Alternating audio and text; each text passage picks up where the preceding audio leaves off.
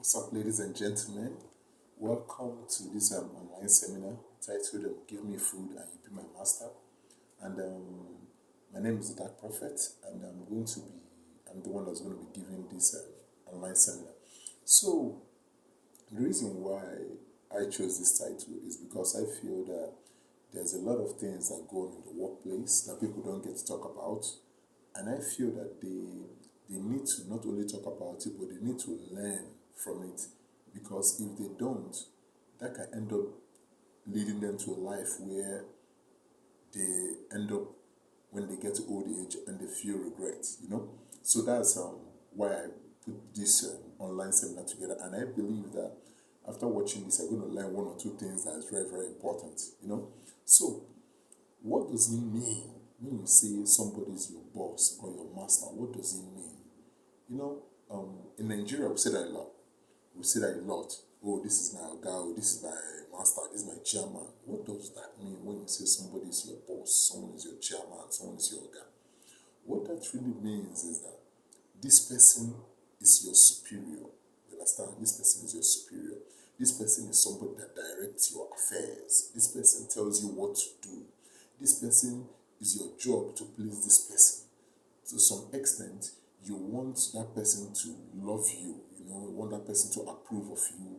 You want to do what that person wants, so you be in good relationship with the person. And it also means that you are benefiting from the person. That's why the person is your guy. You are benefiting. It can be financial, it can be emotional, it can be something. There's something you're benefiting from, and that's why that person is your guy, or you see that person as your chairman. Now, we say that a lot. We all have bosses who work. We say that a lot. Oh, this is my guy, this is my chairman. Now, but what we have to understand is that is if your boss is a good person, right? If you look at a bad boss, right, what that person does is you're in a relationship with this mean-spirited person, who all he cares about is exploiting you, taking advantage of you, making you serve some purpose that you may hate, making sure that just basically he's a slave driver, makes you do things against your will, and you don't want to do it, but because of the power difference, you are forced, you are coerced, you are threatened, you are pressured into doing something that will end up benefiting them, and you maintain that relationship because there's something you are getting. That's why that person is your boss. So what we don't really understand, is the effect, your boss has on your life. We don't really talk about that a lot. They don't talk about it in the movies. People rarely talk about it. The only time we talk about their boss is maybe they are complaining about something he did or she did. But what you need to understand is, have you ever wondered what effect does your boss have on you? It's like this. If you have a good boss, like a very nice boss that takes care of you, like he's fair, he treats you fair, you're going to have a nice life, at least to a particular extent. You're going to have a nice life, you're going to want to go to work, you're going to be happy, you're going to be more productive. Now, when you have a terrible boss, what does that do to you? How does that affect you psychologically? How does that affect you even physically? Because from the research I read, a lot of bosses are bad. If you look at it from 1 to 100, you have more bad bosses than good bosses based on research. It's not me, based on research. And so that kind of tells you that what kind of damage are those bosses doing to those people that are under them? What kind of damage are they doing to them? Making them work ungodly hours, making them work so much for a little pay, not paying them on time. All these Nigerian things, not paying them on time. When it's time to pay, you start coming up with excuses or why this person should not get this, or how this person got that, or why this person, start coming up with mind games.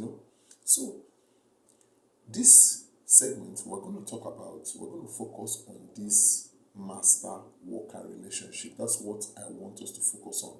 It will give you the opportunity to learn some things that people don't talk about, that goes on, when you have somebody above you, when you depend on somebody. The second part of this, right?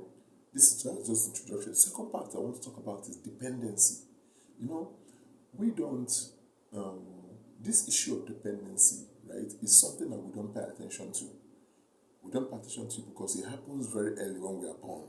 Let's look at it. Let's analyze it now. You see, Dependency, right? When you are born, you have to depend on your parents, take care of you, cater for you, food, drink, you have to depend on your parents, right? Then they send you to school, right? Then when you get to school, you depend on your teachers for knowledge, for them to teach you how to act morally and all that, right? Then after school, then you go into the workforce and then you don't have to depend on your boss, to for you to work a certain hour so he pays you, so that money you use it to try and build a life for yourself. So there's this dependency always going on. And we can always tell when we're young, our parents were like, oh, go to school, get a good education so you can get work. Now, but the problem with that is you build dependency from when you're young. Now you go to school, dependency. Now you're in the workforce, dependency. You're working for a boss, right? But the problem now is, at what extent do you say, okay, I don't want to be dependent on this person. I want to make it on my own. I want to strike out on my own. At what stage do you say, I don't want to be dependent on someone to pay my salary? I don't want to depend on somebody to feed me. I don't need somebody watching over me. I don't need someone guiding my affairs. I remember Steve Harvey, one of them. If you go on his Instagram page, there's a clip on that, still on his Instagram page. He was talking to his son about the moment he realized that he didn't need a boss. He said there was a boss he had, and anytime the boss came, he was always looking at the man. He was always looking at the man, and he kept asking himself, why should this person be in control of me? Why should this person who have the same head I have, it's one head, 2 ears like I have, 2 eyes, 1 mouth, why should this person be in charge of me? And he could not come up with any good reason why this person should be towering over him, why this person should be his boss. He could not come up with any good reason. And from that moment, he told himself that I'm going to get a job, and I'm not going to have anybody over me. So this dependency, we build it when we are young, and sometimes we don't know when to turn it off. Some of us will just want to work at a job forever and ever and think to eternity they will keep feeding us and nothing will ever happen. We'll just keep going, getting paid till the day we die. We never think of striking out on our own, trying to make things on our own. We never think of that. I'm going to tell you a story. Like, this is a real life story, and I think when you hear it, it's going to help you examine your relationship, especially in the workforce. 5 years ago, I used to work in a warehouse. I used to work in a warehouse that belonged to Big Lots. Big Lots is a store that sells furniture, all kinds of items. They sell it, right? So they have a warehouse. So the warehouse is where they put their goods, where they pack the goods, and then when people want it, maybe you want 20 chairs, and they pack it from the warehouse and send it to your house, right? So we're working there. I came in as a contract staff. Basically, what that means is that they got me there. I'll work for when there's a shortage of workers, I work for 2 or 3 days, I work for 2 or 3 days, and after that, they will move me to somewhere else. So I got into this position, and I was working for only a few days. Then as we were working there, I was job was okay. You're packing, you're wrapping up things that people already bought, put it on scales. So when we were doing that job, the first that just came to my mind was, I would like to work here. This is a good place for me to work if I can get employed permanently. So one day, the boss came in and said there's going to be a meeting, it's going to be a quick meeting with the staffs. And I'm like, okay. I was not a staff, but just stayed behind.